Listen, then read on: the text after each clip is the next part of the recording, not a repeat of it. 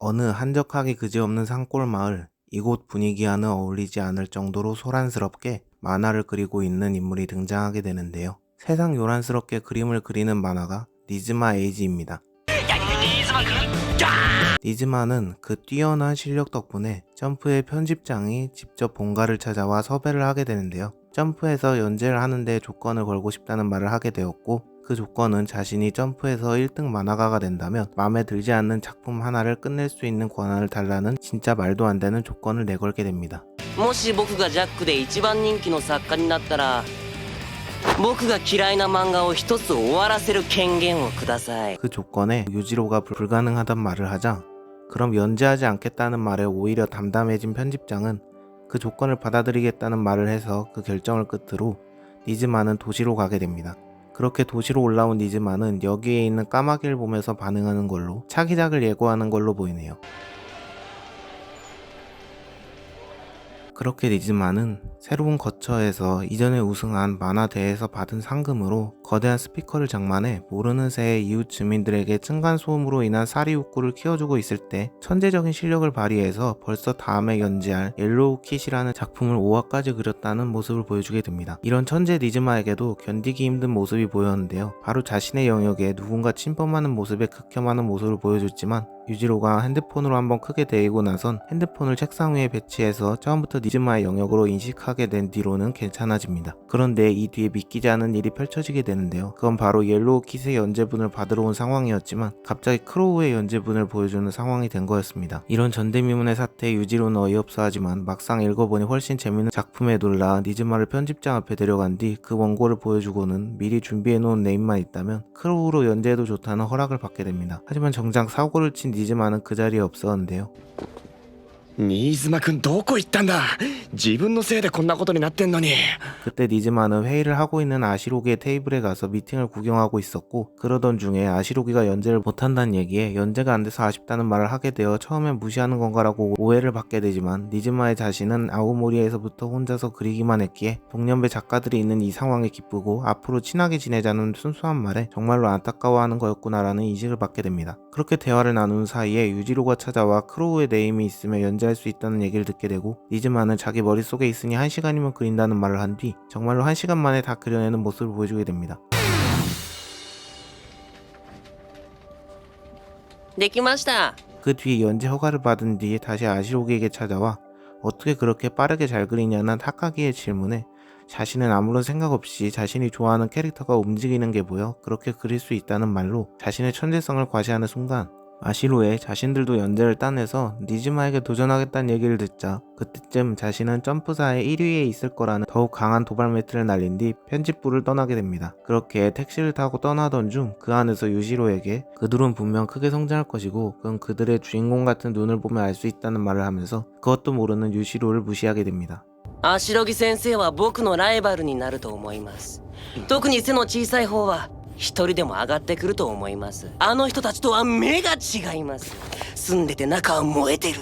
ものすごく活躍する漫画の主人公と同じ目をしてました。 그날로부터 한참 뒤 마시로가 갑자기 자신의 어시로 들어오게 되고, 니즈마는 그 모습에 마시로 선생은 이런 일이 아니라 만화를 그려달라 하는데요. 이런 말을 다른 만화가 지망생인 어시들 앞에서 할 수 있는 순수함이 진짜 무서운 것 같아요. 그런데 니즈마의 그리는 방식을 본 마시로는 그가 콘티를 그리지 않는 상황에 의문을 갖게 되고, 같이 있던 후쿠다 또한 그것에 대해 지적을 하며 어시들이 그릴 분량까지 니즈마가 그리지 말고 그럴 시간에 스토리에 집중하라는 충고까지 받게 됩니다. 그 충고를 받아들인 니즈마가 그린 콘티를 본 유지로는 이전보다 확실히 재밌어졌다는 얘기를 하게 되고, 이 일을 계기로 니즈마는 지금까지의 행동을 사과하며 앞으로는 콘티도 미팅도 확실히 해내겠다는 말을 하는 모습을 보여주게 됩니다. 그 뒤엔 새로운 캐릭터를 그리기 위해 자신이 초등학생 때부터 그려오던 스케치북을 꺼내서 캐릭터를 찾을 때쯤 그것에 영감을 받은 마시로가 어시를 그만두겠다는 말을 하게 되고, 이것을 눈치챈 니즈마 또한 괜찮다는 말을 하며 보내주게 됩니다.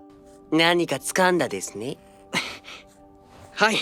よかったです。じゃあやめて帰ってください. 그런데 이렇게 열심히 던 마시로가 결국 쓰러져 입원하게 되었을 때 니즈마는 병문안을 가게 되지만, 병실에서 연재하고 있는 마시로와 그의 작품에 나오는 히로인과 똑 닮은 아즈키의 모습을 보곤 바로 눈치를 채고 니즈마는 뒤를 따라온 유시로와 함께 바로 나오게 됩니다. 그런데 이렇게 나온 뒤 유시로에게 아시로기의 연재가 4월까지 종료된다는 얘기를 듣곤 후쿠다와 함께 보이콧을 결정하게 되는데요.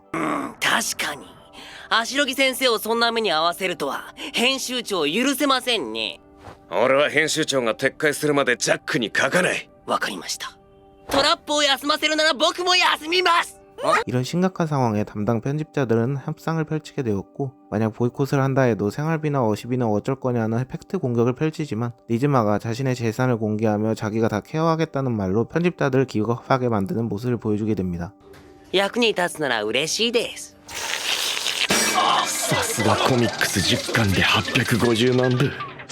참고로 저 성적이 현실로 보면 귀멸의 칼라는 14권 때 350만 부였고 주술회전은 비슷한 때에 850만 부였습니다. 이렇게 아시로기가 힘들 때마다 니즈마가 많이 도와주는 모습을 많이 보여주는데요. 하지만 항상 도와주는 게 아니라 아시로기가 불합리하거나 조언을 구할 때만 도와주는 거고, ギャグよりえぐい話。僕は足ロギ先生のえぐい話が読みたいです。 만약 그냥 무작정 니즈마의 힘이 필요할 때에는 냉철한 모습을 보여주기도 했습니다. もう何もしてあげられません。実力の世界ですから。 그 뒤엔 니즈마가 활약하는 느낌이었다 보니 잠잠하다가 또다시 새로운 기회를 선보이는 날이 오게 되는데요. 하토리가 유지로에게 어떤 글을 보여주며 이걸 니즈마가 그리면 좋을 것 같다는 말을 하게 되고, 유지로 또한 재밌겠지만 어떨지는 모르겠다는 반응을 보게 된 뒤 니즈마에게 찾아오게 됩니다. 그런데 의외로 니즈마는 최고의 반응을 보이게 되었고, 이 작품을 그리고 싶다고 하지만 두 작품을 연재하면 안 되는 상황에 니즈마는 처음에 머니즈로 원고를 제출하게 되는데요. 하지만 컷의 분할이나 그림체로 금방 들켰음에도 이미 실력을 인정받은 니즈마이기에 그냥 내추럴 플러스를 연재하기 시작하게 됩니다. 그런데 두 작품 연재라는 상황을 듣고 후쿠다나 아시로기가 찾아와 한 작품에 집중해야 되지 않냐는 불평을 듣게 되지만, 니즈마는 바로 이런 시간에 더 재밌는 작품이나 그리라는 말과 두 작품 다 여기 있는 사람들에게 지지 않을 자신이 있다는 말로 광범위 팩폭을 날리는 걸로 그들의 입을 다물게 합니다. みんなうるさいですよ。僕は書きたいから書くんです。文句があるなら僕より面白い漫画を書いてから言ってください。2本ともここの誰にも負けません。 그런데 이렇게 두 작품을 잘 그리던 어느 날 아시로기가 계급을 접고 새로운 작품을 연재하기 위해 이 두 작품보다 잘 나가야 된다는 조건을 듣게 되자 지지 않겠다는 말로 나쁜 역을 맡은 것처럼 보이지만, 아시로기가 그 고난을 이기고 연재를 따내자 제일 먼저 축하한다는 말을 하는 모습으로 그래도 역시 제일 챙겨주는 사람이구나라는 걸 느끼게 되었습니다. グラディレーション。新妻さん。はい。僕と足ロギ先生は宿命のライバル、永遠のライバル、強敵と書いて友と呼ぶにふさわしいな感じです。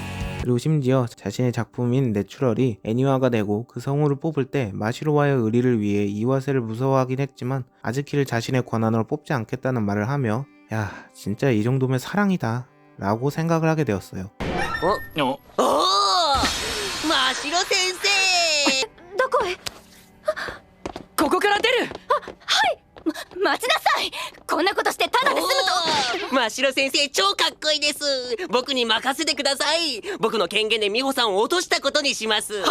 誰にも文句は言わせません。新妻さんありがとう。ありがとうございます。あいあい。 그런데 갑자기 내추럴 인기가 떨어지고 이 상황에 이와세가 니즈마를 찾아와 무슨 밀회 같은 분위기를 자아내니까 둘의 편집자가 찾아와서 다자대면을 하면서 무슨 일이 있나 싶었지만 다행히 그냥 내추럴의 크로우의 등장을 허가받기 위한 모임이었네요. 그런데 내추럴이 혼란스러울 때에도 크로우는 작중 처음으로 대사 없이 한화를 만들어내 1위를 따내는 모습으로 또다시 니즈마 기회 목록에 새로운 내용을 집어넣게 되었을 때 니즈마는 갑자기 눈을 번뜩이게 됩니다. 그 이유는 니즈마가 과거에 자신이 말했던 연재 종료권 얘기를 꺼낼 순간이라 생각해 그런 것이었는데요. 그 조건에 대해 편집장은 기간 동안 1위를 유지하면 그래도 된다라는 허가를 하게 되고, 그 조건을 듣고 또다시 이 상황에 불평을 하러 온 후쿠다파는 이대로 크로우를 끝낼 수는 없다는 말을 하며 자신들이 1위를 도중에 꼭 따내서 연재 종료를 저지하겠다는 말을 하자, 이 말에 불타오른 니즈마는 20주간 자신을 이긴 작품이 나온다면 연재 종료라는 말을 취소하겠다는 조건을 내걸게 됩니다.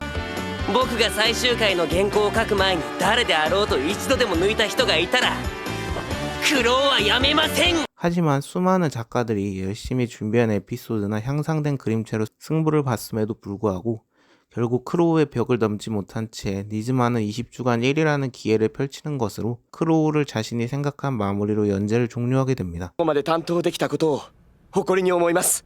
そうですか。